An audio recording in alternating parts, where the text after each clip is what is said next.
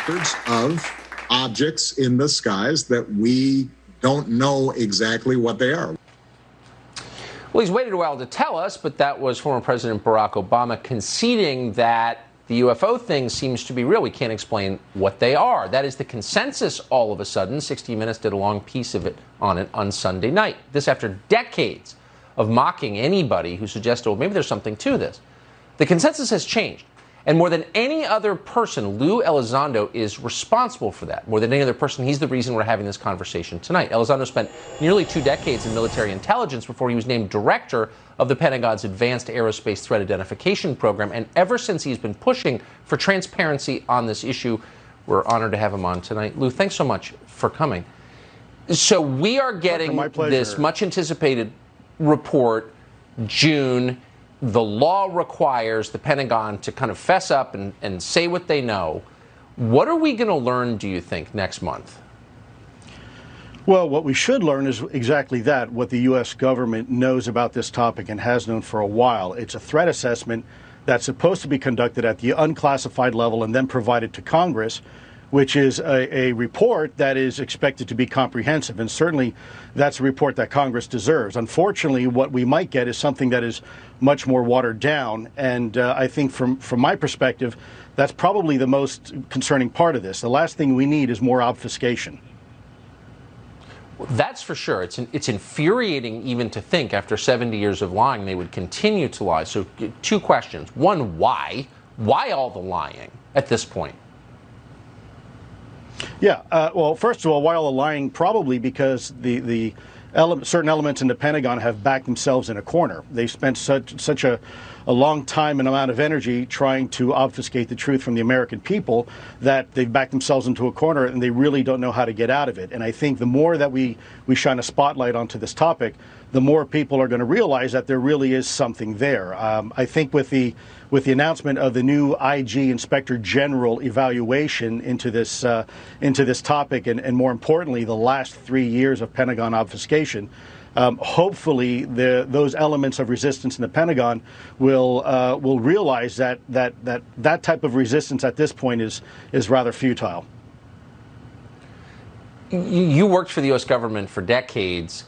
When we learned Sunday night that Navy pilots had seen these objects, unidentified flying objects, every day for 2 years in restricted airspace, the obvious response is, well, didn't that raise alarms? Wouldn't that scare the hell out of the Pentagon that their airspace was being violated? Tucker. Why didn't... Yeah. I mean, you're absolutely were they afraid? Right. And this is part of my what's frustration. What's the posture here? Yeah. Yeah, I saw the reports, and there were times where you'd look at a monthly report, and there were 25, 26 incidents occurring in a 30-day time period. And the question is really, what the hell is wrong with you? How can you not realize that this is an issue? Let's take away for a moment the source of what this possibly could be, and let's just pretend it's either Russian or Chinese. Either way, it's not a good scenario. Someone with some sort of technology that we don't have is incurring into controlled U.S. airspace on a regular and routine basis, and no one wants to do a darn thing about it. So one of the reasons we're having this, I mean, you're the reason we're having this conversation. You, I think more than anybody, really pushed hard to bring this stuff to the public, to bring it to light. If this report that we get next month is watered down, redacted to the point of pointlessness, do you think that whistleblowers internally will continue to leak the truth to the public?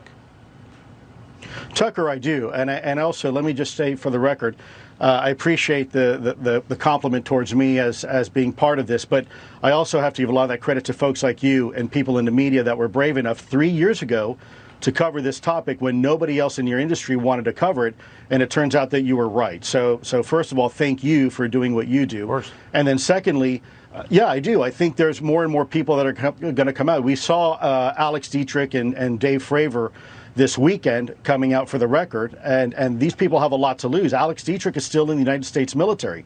There's a lot at risk here. And by the way, for every one of those brave Americans that are coming out and having this conversation, there's dozens more in the shadows waiting to tell their story.